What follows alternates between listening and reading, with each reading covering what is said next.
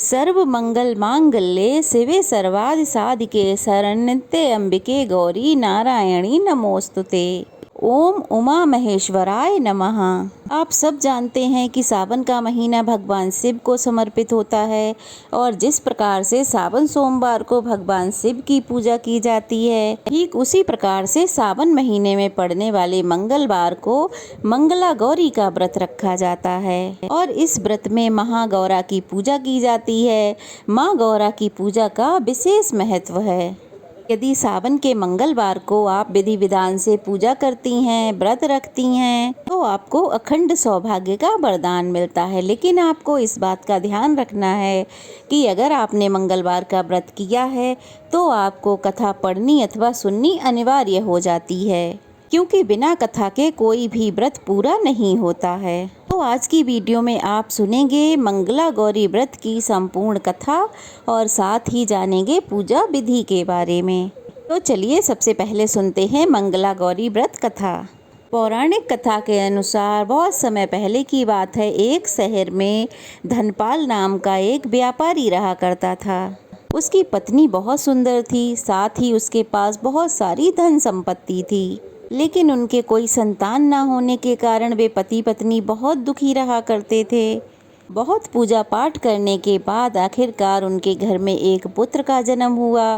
पुत्र जन्म के साथ ही ज्योतिषियों ने कह दिया कि वह अल्पायु है और 16 वर्ष का होते ही सांप के काटने पर उसकी मृत्यु हो जाएगी।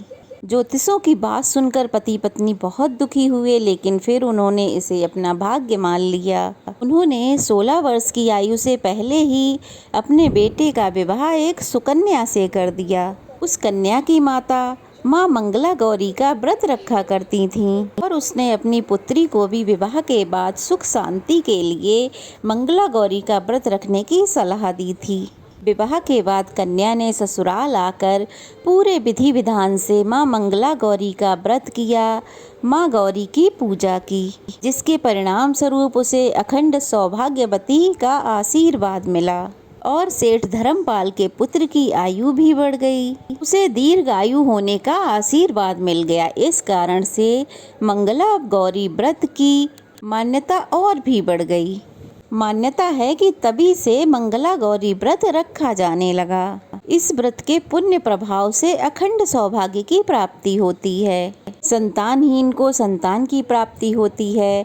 अगर इस व्रत को कुंवारी कन्याएं रखती हैं तो उन्हें मनवांछित जीवन साथी की प्राप्ति होती है। जो भी महिला उपवास नहीं कर सकती तो वो केवल इस दिन पूजा तो कर ही सकती है। इस कथा को सुनने के बाद विवाहित महिलाएं अपनी सास को 16 लड्डू देती हैं। इसके बाद वे इसी प्रसाद को ब्राह्मण को भी देती हैं। इस विधि के बाद व्रती महिला 16 बाती वाले दिए से माँ गौरी की आरती उतारती हैं। व्रत के दूसरे दिन यानी कि बुधवार को माँ गौरी की प्रतिमा को नदी या पोखर में विसर्जित कर दिया जाता है।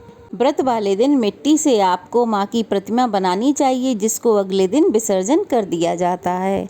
अंत में हाथ जोड़कर अपने सभी अपराधों के लिए, भूल चूक के लिए माँ गौरी से क्षमा याचना करनी चाहिए। इस व्रत को परिवार की खुशी के लिए लगातार 5 वर्षों तक किया जाता है। इसलिए शास्त्रों के अनुसार, नियमों के अनुसार अगर कोई इस व्रत को करता है तो उसके वैवाहिक जीवन में खुशी आती है, पुत्र पौत्र आदि का सुख प्राप्त होता है और जीवन में सभी सुख सुविधाएं पूरी होती हैं और कोई भी बाधा मुसीबत नहीं आती है। अब जानिए कि किस प्रकार से व्रत रखना चाहिए, कैसे संकल्प लेना चाहिए और कौन कौन सी बातों का इस दिन ध्यान रखना चाहिए।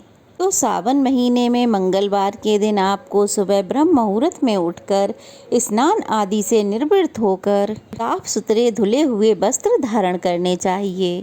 इसके बाद माँ गौरी की यानी कि माँ पार्वती की तस्वीर, चित्र या प्रतिमा ले लें। अगर ये कुछ नहीं है तो आप मिट्टी से माँ की एक प्रतिमा बना लें। अगर आप किसी तस्वीर या फोटो की पूजा कर रहे हैं तो उनका विसर्जन आप ना करें, उन्हीं की हर मंगलवार को पूजा करनी चाहिए। फिर आपको व्रत रखने का संकल्प इस प्रकार लेना चाहिए। मंत्र संस्कृत में है, मम पुत्र पौत्रा सौभाग्य वृद्धे श्री मंगला गौरी प्रीत्यर्थम पंचवर्ष पर्यंतम मंगला गौरी व्रतम अहम करिष्ये, अर्थात मैं अपने पति पुत्र पौत्रों उनके सौभाग्य वृद्धि और मंगला गौरी की कृपा प्राप्त करने के लिए इस व्रत का संकल्प लेती हूँ। इस प्रकार संकल्प लेना है। उसके बाद एक चौकी पर सफ़ेद या लाल रंग का वस्त्र बिछाकर उस प्रतिमा को स्थापित किया जाता है। फिर एक घी का दीपक जो कि आटे से बना होना चाहिए माँ के आगे जलाना चाहिए। दीपक इतना बड़ा होना चाहिए कि उसमें 16 बत्तियाँ लग सकें, क्योंकि आज के दिन 16 बत्तियों वाला ही दीपक जलाना चाहिए। फिर कुमकुम सिंदूर आदि माँ को अर्पित करें, लाल पुष्प माँ को अर्पित करें। उसके बाद माँ का 16 उपचार विधि से पूजन करें, यानी कि उनको 16 तरह की जो पूजन सामग्री हैं वो अर्पित करें।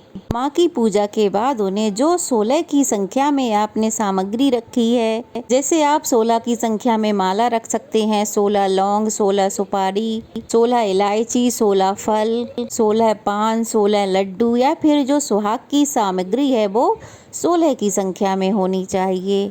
सभी सामग्री ना रख पाए तो 16 चूड़ियाँ रखें जो कि हरी या लाल होनी चाहिए, या फिर 16 तरह की मिठाई आप माँ को अर्पित कर सकते हैं, क्योंकि आज की जो पूजा है उसमें 16 की संख्या का खास महत्व होता है। इसके अलावा 5 प्रकार के सूखे मेवे, 7 प्रकार के अनाज, इसमें गेहूँ, उड़द, मूंग, चना, जौ, चावल, मसूर आदि हों वो आपको अर्पित करना चाहिए। मसूर का पूजन बहुत सी पूजाओं में नहीं किया जाता है, तो आप मसूर की जगह किसी अन्य अनाज का भी प्रयोग कर सकते हैं। पूजा के बाद माता की आरती उतारें। व्रत में माता की कथा जरूर पढ़ें अथवा सुनें। जब आप कथा पढ़ या सुन रहे हों तो आपके हाथ खाली नहीं होने चाहिए। हाथों में थोड़े से पुष्प या चावल जरूर रख लें और कथा समाप्त होने के बाद वह माँ के चरणों में अर्पित कर दें। सबसे अंत में आरती की जाती है, उसके बाद भोग लगाया जाता है। इस व्रत में एक समय अन्न ग्रहण करके पूरे दिन माता पार्वती की पूजा की जाती है। शिव प्रिया माँ गौरी यानी माँ पार्वती जी को प्रसन्न करने वाला यह सरल व्रत करने वालों को अखंड सुहाग प्राप्ति का, सौभाग्य प्राप्ति का आशीर्वाद मिलता है। आज के दिन आप पूजा करते समय ओम उमा महेश्वराभ्याय नमः का जाप करें, या फिर ह्रीं मंगले गौरी विवाह बाधाम नाशय स्वाहा, या फिर गण गौरी शंकरार्धांगी यथा तुम शंकर प्रिया माँ कुरु कल्याणी कांत कांताम सुर दुर्लभाम, या फिर ओम शिवाय नमः, ओम उमाय नमः, ओम पार्वते नमः, ओम जगद्धात्रे नमः, ओम जगत प्रतिष्ठाय नमः, ओम शांति रूपेण नमः। इन मंत्रों में से किसी भी मंत्र का यथासंभव या फिर 108 बार जाप कर सकते हैं।